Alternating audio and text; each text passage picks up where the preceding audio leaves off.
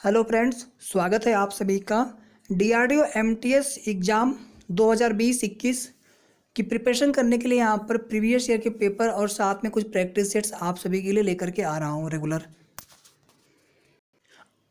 आप सभी को पता है कि मैथ्स और रीजनिंग ये आपका सिलेक्शन फैक्टर रहेगा, चाहे बात कर लें टीयर 1 के लिए या फिर टीयर 2 के लिए भी एक बड़ा रोल प्ले करने वाला है मैथ्स वाला पार्ट आपका विशेष रूप से। यहाँ पर हम बिल्कुल इजी ट्रिक से क्वेश्चन को करेंगे और कोई भी ट्रिक आपको याद करना नहीं है, रटना नहीं है। चलिए स्टार्ट करते हैं पहले क्वेश्चन से। और वीडियो में आगे चलने से पहले आप सभी से एक छोटी सी रिक्वेस्ट है कि वीडियो को लाइक और शेयर जरूर कर दिया करिए। साथ में जिन दोस्तों ने अभी तक हमारे चैनल को सब्सक्राइब न किया हो तो जरूर कर लीजिएगा। साथ में आप सभी प्यारे साथियों से निवेदन है कि फेसबुक पेज का ग्रुप लिंक और साथ में टेलीग्राम चैनल और व्हाट्सएप ग्रुप भी मैंने बना रखा है, तो उसके लिंक आपको डिस्क्रिप्शन में दिए गए हैं, आप जा करके जरूर ज्वाइन कर लीजिएगा। तो चलिए स्टार्ट करते हैं फर्स्ट क्वेश्चन। इसके पहले तक हमने कर लिया है और यहाँ पर जो अगली सीरीज है इसमें हम 31 से कर रहे हैं। यहाँ पर देखो, यहाँ पर इंग्लिश और हिंदी दोनों वर्जन में आपको क्वेश्चन पेपर दिया हुआ है। मैं यहाँ पर दोनों ही पढ़ दे रहा हूँ जल्दी से। 2 वैरायटीज ऑफ शुगर है, 2 किस्म है शुगर की, चीनी की, इनको मिक्स टुगेदर किया जा रहा है, मिला दिया गया एक साथ।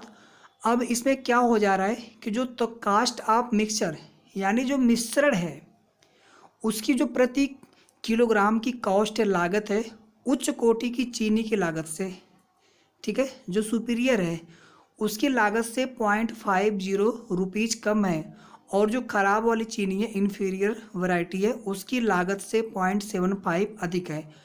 तो उच्च कोटि की चीनी और घटिया किस्म की चीनी किस अनुपात में मिलाई गई है। बहुत इजी क्वेश्चन है, आपको 5 सेकेंड लगने वाले हैं, बस आप एक बार समझ लीजिए। उसके बाद जब आप खुद से करने जाएंगे इसको 5 सेकेंड से आपको ज़्यादा टाइम नहीं लगेगा, मैं बिल्कुल गारंटी दे रहा हूँ आप सभी को। चलो देख लो कैसे करना इसको है। यहाँ पर देखो, चीनी की 2 किस्में हैं, एक आपकी उच्च कोटि वाली है, दूसरी आपकी निम्न कोटि वाली है। मैंने यहाँ पर लिख दिया सुपीरियर मतलब उच्च कोटि की चीनी, और यहाँ पर जो है इन्फीरियर मतलब जो है निम्न कोटि की या फिर जो खराब कोटि वाली चीनी है। इन दोनों को मिला दिया गया और यहाँ पे आपको एक मिक्सचर मिल गया एक्स, ठीक है। यहाँ तक सभी को समझ में आ गया। जब भी आपको इस टाइप के क्वेश्चन मिले आपको ऐसे ही करना है। इसके बाद फिर आगे क्या करते हैं, यहाँ से हमें एक नया रेशियो मिल जाता है और यही हमारा आंसर हो जाएगा, ठीक है। कैसे करेंगे ध्यान से देखो आप। मिक्सर को हमने एज्यूम कर लिया है एक्स। अब हमें निकालना है सुपीरियर वाले जो चीनी है, ठीक है, उसकी कॉस्ट, और जो खराब वाली चीनी है उसकी कास्ट। कैसे निकालेंगे दोनों की कीमत, दोनों की प्राइस, दोनों की लागत कैसे निकालेंगे, ध्यान से देखना आप। जो मिक्सर यक्स है ये उच्च कोटि की चीनी की लागत से 0.50 कम है ये कीमत।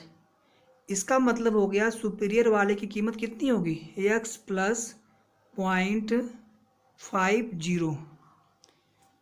क्लियर यहाँ तक। यानी जो सुपीरियर वाली चीनी होगी उसकी जो कीमत होगी, कॉस्ट होगी, लागत कॉस्ट एक्स प्लस 0.50 रुपीज़ होगी। उस स्थिति में जो मिक्सचर है, मिश्रण है, उसकी जो कॉस्ट होगी इससे 0.50 कम यानी एक्स रुपीज़ हो जाएगा। इसी तरह से आगे देखना आप, जो खराब या घटिया चीनी है उसकी जो लागत है इससे 0.75 एक्स अधिक है। इसका मतलब एक्स से आप 0.75 माइनस कर देंगे तो ये आपको मिल जाएगा घटिया वाले चीनी की लागत या फिर कॉस्ट। यहाँ तक सभी को क्लियर है। बस हो गया आपका आंसर यहाँ से। अब कैसे करते हैं हम लोग, इन दोनों का डिफरेंस लेकर के यहाँ पे लिख लेते हैं और इन दोनों का डिफरेंस लेकर के यहाँ पे लिख लेते हैं, और यही हमारा जो होगा रिक्वायर्ड रेशियो हो जाएगा। ध्यान से देखना आप सभी लोग।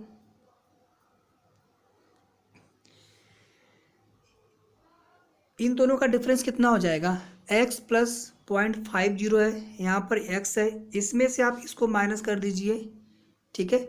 यानी आपको हमेशा पॉजिटिव वैल्यू ही लेनी है। अगर आप x में से इसको माइनस करेंगे तो माइनस 0.50 आएगा, उसको भी आप प्लस में लेंगे, या फिर इसमें से आप इसको माइनस कर दीजिए।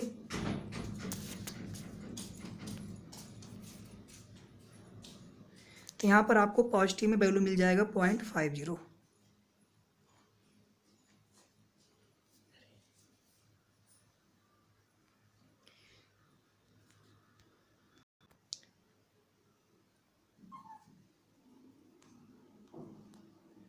यहाँ पर ये उच्च जो कोटि की चीनी थी उसकी कॉस्ट हो गई, और यहाँ पर जो है निम्न कोटि की जो चीनी है उसकी कॉस्ट हो गई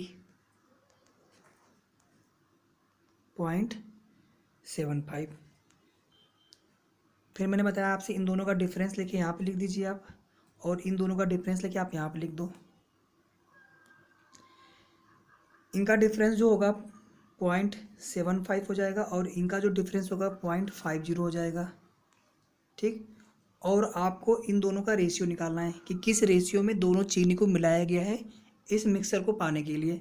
आप इनका रेशियो निकाल करके देख लीजिए, 25 तियाँ 75 और 25 दूना 50, 3:2। ठीक है, कितना टाइम लगा बताइए आप सभी? 5 सेकेंड से ज़्यादा इसमें नहीं लगने वाला है। ठीक है, तो आपको यहाँ पर सबसे पहले इसको फाइंड आउट करना होगा। इसके लिए आप मिक्सर को मान लीजिए x। इसको आप इस तरीके से भी कर सकते हैं, या फिर आप डायरेक्टली ऐसे भी समझ सकते हैं। जो हमारा मिक्सचर है इससे ये वाला जो वैल्यू है 0.50 ज़्यादा है, तो यहाँ पे डायरेक्टली आप 0.50 लिख दीजिए। ये वाली वैल्यू 0.75 कम है, तो यहाँ पर डायरेक्टली आप 0.75 लिख दीजिए, और इस रेशियो में इन दोनों को मिलाना पड़ेगा। ठीक है, आप ऐसे भी कर सकते हैं डायरेक्टली। समझ में आ गया सभी को? ठीक है, तो यहाँ पर आपका डी वाला हो जाएगा बिल्कुल राइट आंसर। चलिए करते हैं यहाँ पर अगला क्वेश्चन। पी, क्यू और आर किसी काम को क्रमशः 60 दिन, 100 दिन और 80 दिन में कर सकते हैं। वे काम को पूरा करने के लिए मिलकर काम करते हैं और 2256 प्राप्त करते हैं, तो पी को कितने रुपए प्राप्त होंगे? जिसको काम करने में ज़्यादा टाइम लगेगा उसको कम पैसे प्राप्त होंगे। यानी जिसको काम करने में ज़्यादा टाइम लग रहा है, इसका मतलब हो गया कि उसकी क्षमता कम है, और जो कम दिन में ही उस काम को समाप्त कर सकता है, इसका मतलब हो गया उसकी क्षमता ज़्यादा है। जिसकी क्षमता ज़्यादा होगी उसको ज़्यादा पैसे मिलेंगे। तो हम क्या करेंगे, सबसे पहले यहाँ पर सभी की जो क्षमता है उसको कैलकुलेट कर लेते हैं। कैसे करेंगे? जो कम दिन लेगा उसकी क्षमता ज़्यादा होगी, मतलब आप इसको ऐसे करेंगे, P ratio Q ratio R। इनकी जो क्षमता होगी ये आपका हो जाएगा 1/60, 1/100 और 1/80। एलसीएम ले लीजिए, यहाँ पर कितना हो जाएगा 800। यहाँ पर कितना हो जाएगा? नहीं, 800 नहीं होगा। यहाँ पर ये हो जाएगा 1200। P ratio Q ratio R हो गया 1/60 हो गया, 1/100 हो गया, 1/80 हो गया, और इसको आप एलसीएम लेंगे हो जाएगा 1200। तो यहाँ पर हो जाएगा 20। ठीक है, यहाँ पर हो जाएगा 12, और यहाँ पर कितना हो जाएगा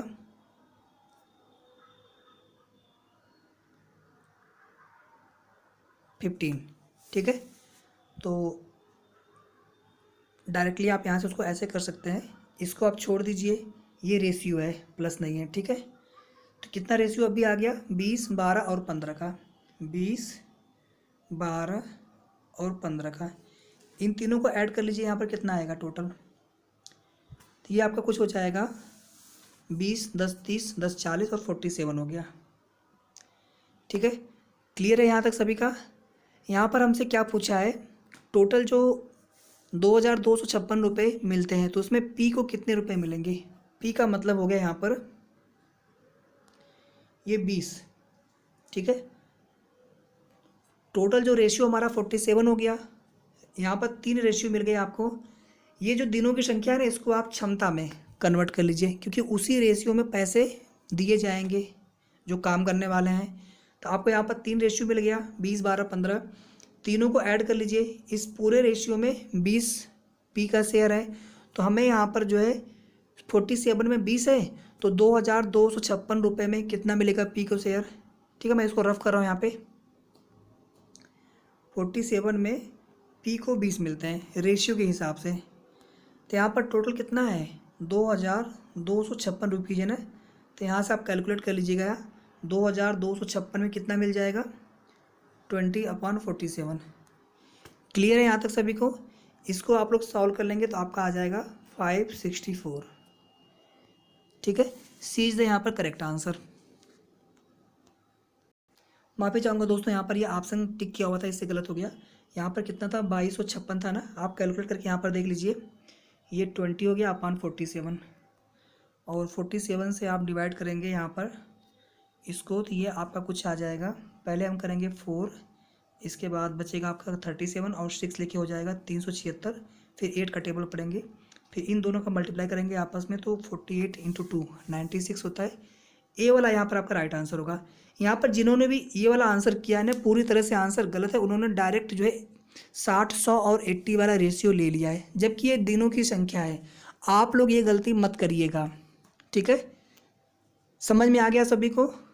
यहाँ पर आपका ए वाला जो होगा राइट आंसर होगा। ठीक है, चलते हैं अगले प्रश्न पर। यहाँ पर देखो आप, एक बॉक्स में 1 रुपये 50 पैसे और 25 पैसे की सिक्के हैं। सिक्कों की जो कुल संख्या है 378 है। उपर्युक्त सिक्कों के मूल्यों का अनुपात जो है 13, 11 और 7 है। तो 25 पैसे की सिक्कों की संख्या कितनी थी? कैसे करेंगे इसको?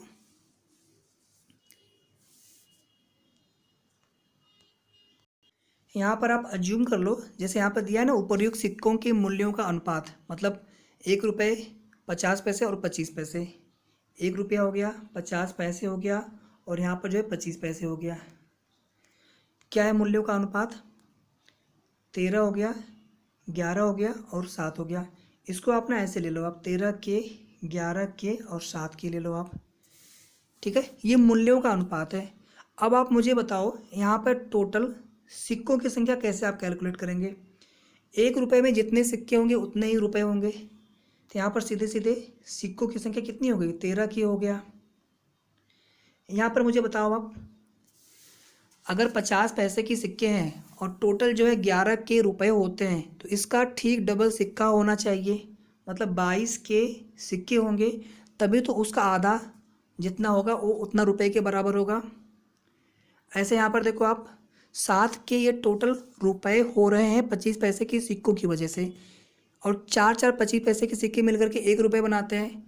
इसका मतलब यहाँ पर कुल सिक्के कितने होंगे? 28 के होंगे, तभी तो यहाँ पर कुल 7 के रुपये होंगे मिला करके।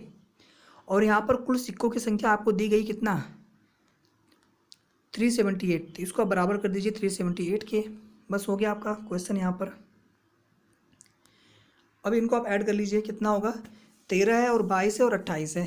तो यहाँ पर देखो आप, 28 और 22 मिलके हो गया आपका 50, और ये 13 कितना हो जाएगा? 63। तो 63 के हो गया यहाँ पर हो जाएगा 378। दोस्तों, आपको मैं जो भी क्वेश्चन बताऊंगा ना, बिल्कुल इजी मेथड से बताऊंगा, बिल्कुल भी आपको परेशान होने की ज़रूरत नहीं है। इसको आप सॉल्व कर लीजिए, कितना आएगा के की वैल्यू। थोड़ा सा मैं यहाँ पर रफली यहाँ पर आपको समझा रहा हूँ, थोड़ा सा स्पेस कम होने की वजह से आप इसको देख लीजिएगा, या फिर मैं इसको रफ कर देता हूँ। मैं अगले पेज पे आपको बता रहा हूँ फिर से। 63 के = 378 है। 63 के = 378। तो के कितना हो जाएगा? 378 में आप 63 से डिवाइड कर दीजिए, कितना हो जाएगा? देखिए सभी लोग कैलकुलेट करिए इसको। अगर आप 6 का टेबल पढ़ते हैं तो ठीक है, तो यहाँ पर के की वैल्यू कितनी हो गई? 6 हो गई। और यहाँ पे आपसे पूछा क्या है? 25 पैसे की सिक्कों की संख्या कितनी हो जाएगी? अभी आपने किया ना, हमने जो मूल्य है 13, 11, 7, 13 के 1 रुपये की मूल्य, 11 के 50 पैसे की सिक्कों की मूल्य, और 7 के 25 पैसे की सिक्कों की मूल्य है। जबकि जो सिक्कों की संख्या होगी वो 25 पैसे के लिए 7 चौक 28 कर दिया था हमने, 28 के, ये था ना 25 पैसे के सिक्कों की संख्या। और यहाँ पर के की वैल्यू कितनी है? 6 है। तो आप 6 से मल्टीप्लाई कर दीजिए, कितना आएगा? 6 8 जा 48, 6 8 48 हो गया, और 6 दूनी 12 4 16, 168। यहाँ पर डी हो जाएगा बिल्कुल राइट आंसर। सभी को समझ में आ गया? नहीं अगर आया तो आप लोग फिर से सुन लीजिए। आपको जो मूल्य दिए गए हैं ना, उनको आप जब सिक्कों में कन्वर्ट करेंगे ना, तो वहाँ पे आपको उतनी गुना करना पड़ेगा। 50 पैसे के लिए 2 गुना करना पड़ेगा मूल्य का, 25 पैसे के लिए 4 गुना करना पड़ेगा, क्योंकि 4 सिक्के मिलके 1 रुपये बनाएंगे 25 पैसे के। ठीक है। फिर हमने उनको ऐड कर दिया था, टोटल सिक्कों की संख्या आपको दिया गया है। अगर ठीक इसका उल्टा होता, मान लीजिए यहाँ पर आपको सिक्कों के अनुपात दिए रहते और टोटल जो है मूल्य दिया रहता, तो वहाँ पे जब आप मूल्य निकालते तो 50 पैसे के जितने टोटल सिक्के रहते उसमें आप 2 से डिवाइड करते, 25 पैसे के जितने टोटल सिक्के होते हैं रेशियो के हिसाब से उसमें आप 4 से डिवाइड कर देते। फिर उनको आप ऐड करके जो टोटल मूल्य दिया रहता उसके बराबर करके वहाँ से के की वैल्यू निकल आती, और फिर वहाँ से अलग अलग आपको जो सिक्के हैं उनके अलग अलग रुपयों की वैल्यू निकल जाती। फिर वहाँ से सिक्कों की संख्या के लिए क्या करते हैं हम लोग, डिवाइड कर देते। आया समझ में सभी को? ठीक है। अगला क्वेश्चन देख लो यहाँ पे आप, बहुत इजी क्वेश्चन है। एक रेडियो का बिक्री मूल्य 15% छूट देने के बाद 255 था, तो रेडियो का अंकित मूल्य क्या था? बहुत इजी क्वेश्चन है, ध्यान से देखो आप। ये अंकित मूल्य हो गया, ठीक। और जो रेडियो का बिक्री मूल्य है ये 15% छूट देने के बाद, ठीक है। इसका मतलब ये हो गया कि जो हमारा अंकित मूल्य है हमने इस पर 15% की छूट दे दी, ठीक है। ध्यान से देखो आप सभी लोग, हमें निकालना है अंकित मूल्य। बिल्कुल ध्यान से देखिए आप सभी लोग, एकदम ध्यान से, एक लाइन का क्वेश्चन है, केवल 10 सेकंड इसमें लगना है। आपको निकालना है अंकित मूल्य, और जो रेडियो का बिक्री मूल्य है 15% छूट देने के बाद, किस पर आप छूट दे रहे हैं? अंकित मूल्य पर ना। आपके जो सामान की जो अंकित मूल्य है, मार्क्ड प्राइस है, उसी पर तो आप छूट देंगे ना ग्राहकों को। देखिए हमने आपको इतनी छूट देके हम आपको इतने रुपए में बेच रहे हैं, तो बिक्री मूल्य ऐसा कितना हो गया, 255 हो गया। और ये बिक्री मूल्य कैसे 255 हुआ? जब हमने अंकित मूल्य पर 15% की छूट दे दी। 15% का छूट देने का मतलब हो गया कि अब हम जो है 100 में 15 निकाल दीजिए आप, हम 85 ही ले रहे हैं। इसको आप ऐसे लिखिए कि 100% में हमने 85% ही लिया वहाँ पे पैसा, जो हमारा अंकित मूल्य है। और यह किसके बराबर होता है? बिक्री मूल्य के। और बिक्री मूल्य आपको दिया गया है कितना? 255। समझ में आया? अंकित मूल्य पर आपको 15% की छूट दी गई। 15% की छूट देने के बाद अब जो अंकित मूल्य होगा वो 85% होगा 100% की तुलना में। तो जिसकी तुलना में उसको 100 को नीचे रख दीजिए आप 100 नहीं ले रहे हैं ना। 100 मान लीजिए आपका अंकित मूल्य हो गया, वहाँ पे आप 85 ही ले रहे हैं, ठीक है। तो अंकित मूल्य में 85 से आप मल्टीप्लाई कर दीजिए, 100 से आप डिवाइड कर दीजिए, इसको बराबर कर दीजिए आप 255 के, ठीक है। आगे देखो आप यहाँ पर कितना हो जाएगा अंकित मूल्य बराबर, ये 255 है ना, सॉरी 255, 100 का मल्टीप्लाई इसमें कर दीजिए और 85 से इसमें डिवाइड हो जाएगा।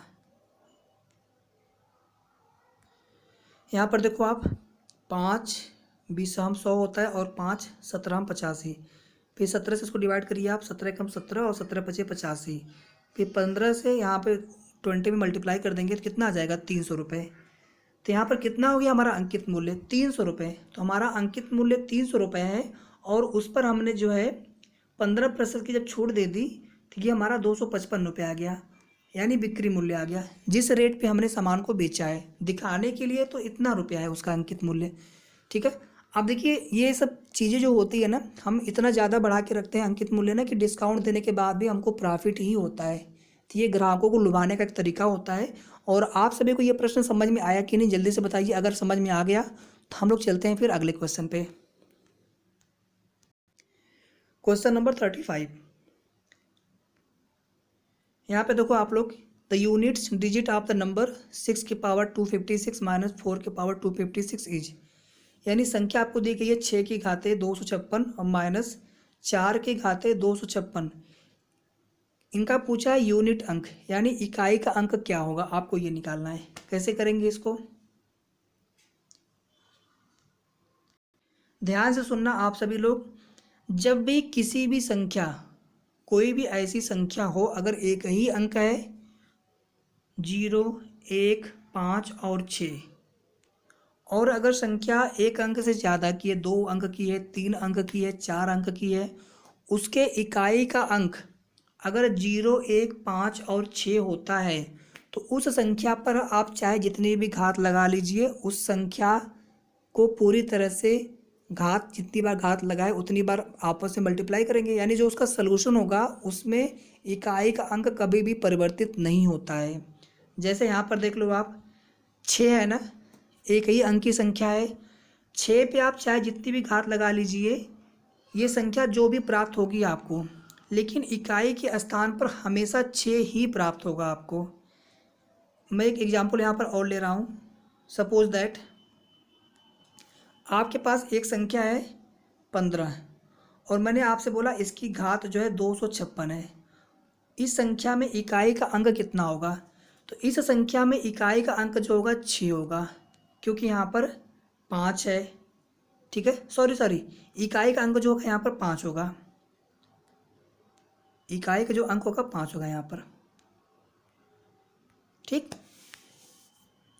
इसी तरह से आप एक एग्जांपल और देख लो। यहाँ पर मान लो मैंने यहाँ पर आपको एक संख्या दे दी 16, 166 दे दिया मैंने आपको, और इसकी जो घात है मान लीजिए 40 है।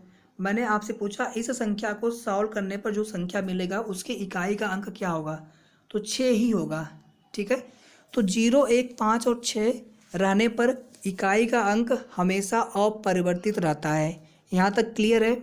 चलो, तो इसमें तो डायरेक्ट आप बोल सकते हैं इकाई का अंक जो होगा 6 होगा। इसमें कैसे करेंगे?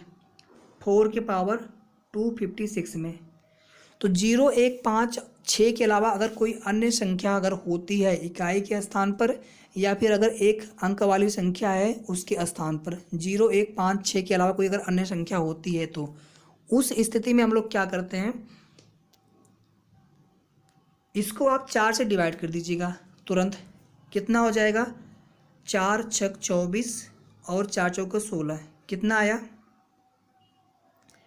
कुछ भी आया हो उससे आपको परेशान होने की ज़रूरत नहीं है। अगर ये पूरा पूरा कट गया तो, अगर पूरा पूरा नहीं कटता है, शेषफल बचता है, तो आपको केवल शेषफल लिखने की ज़रूरत पड़ती है। तो यहाँ पर आपका शेषफल कुछ भी नहीं बच रहा है, मतलब शेषफल यहाँ पर 0 हो गया। ठीक, तो आप क्या करेंगे, यहाँ पर 4 की घातें 4 कर दीजिए और इसको बाहर ऐसे लिखिए 256 और इसकी अपान 4। ठीक, संख्या बिल्कुल आपकी वही है, कोई परिवर्तन नहीं किया गया है, केवल इसको थोड़ा सा अलग तरीके से लिख लिया गया है। यहाँ पर आया समझ में सभी को? ये सॉल्व करेंगे कितना आएगा? 4 चौको 16। ठीक, कितना आ जाएगा? यहाँ पर इकाई का जो अंक होगा 6 होगा। इसमें आप करके देख लेना। 4 चौको 16, चौको 64, 64 में फिर आप 4 से करेंगे मल्टीप्लाई, कितना आएगा? 4 चौको 16, 256 आएगा। तो यहाँ पर 6 आ गया ना, इसके अंदर 6 आ गया अभी। ठीक, यहाँ पर कितना आया? अगर आप डिवाइड करेंगे तो 4 छक 24, 1 25, 4 चौको 16। शेषफल 0 आ गया था। अगर शेषफल 0 नहीं होता, मान लीजिए यहाँ पर 257 होता, अगर शेषफल 0 नहीं होता तो हम क्या करते? मान लीजिए शेषफल 1 बचता, तो यहाँ पर अलग से 6 की घातें 1 में और लिखना पड़ता। शेषफल 2 बचता, तो यहाँ पर 6 की घातें 2। यानी जो यहाँ पर अंदर आपकी संख्या प्राप्त होगी ना। कुछ डाउट्स लगे यहाँ पे? ठीक है, यहाँ पे 6 नहीं, यहाँ पे 4 होना चाहिए। मतलब जो संख्या होती है उस संख्या की इकाई का अंक हम लेते हैं, यही ना। तो यहाँ तक सभी को समझ में आ गया? अभी इसमें इकाई का जो अंक होगा 6 होगा, और इसमें यहाँ पर शेषफल 0 हो गया था। ठीक है, तो ये कितना हो गया था? 6 यहाँ से निकल आया था इकाई का अंक, तो माइनस यहाँ पे 6 कर देंगे आप, और ये माइनस करने पर 0 आएगा। तो यहाँ पर आपका राइट आंसर हो जाएगा सी वाला 0। समझ में आया कि नहीं भैया सबको? समझ में आ गया सभी को? जो भी यहाँ पर संख्या हो 0, 1, 5 और 6 के अलावा, तुरंत आप वहाँ से अगर संख्या है तो इकाई का अंक ले लीजिए बस। अगर एक अंक की संख्या है तो आप उसी को ले लीजिए, उसकी घातें तुरंत 4 कर लीजिए। जो बाहर वाली संख्या है उसमें आप 4 से डिवाइड कर दीजिए। यहाँ पर उसको लिखने की आवश्यकता नहीं होती है, आपकी मर्जी करे तो लिख दीजिए। अगर शेषफल बचता है तो यहाँ पर क्या करेंगे आप? 4 की घातें जितना भी शेषफल बचे उसको लिख डालिए। यहाँ पर कोई शेषफल नहीं बचा 256 में 4 से डिवाइड करने पर, तो यहाँ पर आपने 0 लिख लिया। इसको आपने सॉल्व किया, सॉल्व करने पर कितना आया इकाई का अंक? 6 आया ना। अब यहाँ पर कोई भी घात हो कोई फर्क नहीं पड़ता। बेसिकली हम ये करते क्या हैं, हम यहाँ पर 0, 1, 5 और 6 इकाई के अंक के स्थान पर लाने का प्रयास करते हैं। फिर यहाँ पर बाहर पे कोई भी भागफल के रूप में घात बचे कोई फर्क नहीं पड़ता है, जो शेषफल बचता है ना उसे हमें अलग से यहाँ पर लिखना पड़ता है। ठीक, अगर यहाँ पर 1 होता ना, तो मान लीजिए यहाँ पर इकाई का अंक 6 मिल गया अंदर से, तो फिर इस 4 का इस 6 में मल्टीप्लाई कर देंगे, 6 चौको 24 हो जाएगा। उस स्थिति में इकाई का अंक यहाँ पर 4 हो जाता। ठीक है, तो आगे हम क्वेश्चन करेंगे इस टाइप का। अगला क्वेश्चन यहाँ पर देख लीजिए आप सभी लोग। राम की आय श्याम की आय से 100 अधिक है। यदि राम और श्याम की औसत आय 850 है तो राम की आय कितनी है। बहुत आसान क्वेश्चन है। राम की आय श्याम की आय से 100 अधिक है, तो मान लीजिए आप श्याम की जो आय है ₹X है। अगर श्याम की आय ₹X हो गया तो राम की आय कितनी हो जाएगी, 100 + X, क्योंकि राम की जो आय है श्याम की आय से 100 अधिक है और इनका जो औसत है यानी दोनों को ऐड करके 2 है, तो 2 से डिवाइड कर दीजिए। ये औसत कितना आ गया, 850 आ गया। ठीक, अब इसको आप सॉल्व कर लीजिए। ये कितना हो जाएगा, 100 हो गया + 2x, और यहाँ पे 2 से करेंगे 850 में मल्टीप्लाई कितना हो जाएगा, 1700। ठीक,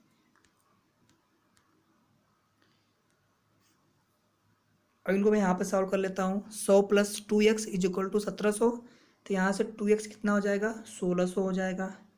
x कितना हो जाएगा, 800 हो जाएगा। x क्या है, श्याम की आय है। इसका मतलब हो गया श्याम की आय कितनी हो गई, 800 रुपये। और आपसे पूछा क्या है, राम की आय, तो राम की आय जो है श्याम की आय से 100 रुपये अधिक है, तो यहाँ पर आपका ए हो जाएगा बिल्कुल राइट आंसर, 900 रुपये। सभी को समझ में आ गया। बहुत आसान प्रश्न है, मैं दोबारा यहाँ पर रिपीट नहीं कर रहा हूँ। ठीक है, अगर आपको न समझ में आया हो तो आप फिर से देख लीजिए इतना पार्ट। अगला क्वेश्चन यहाँ पर देख लो।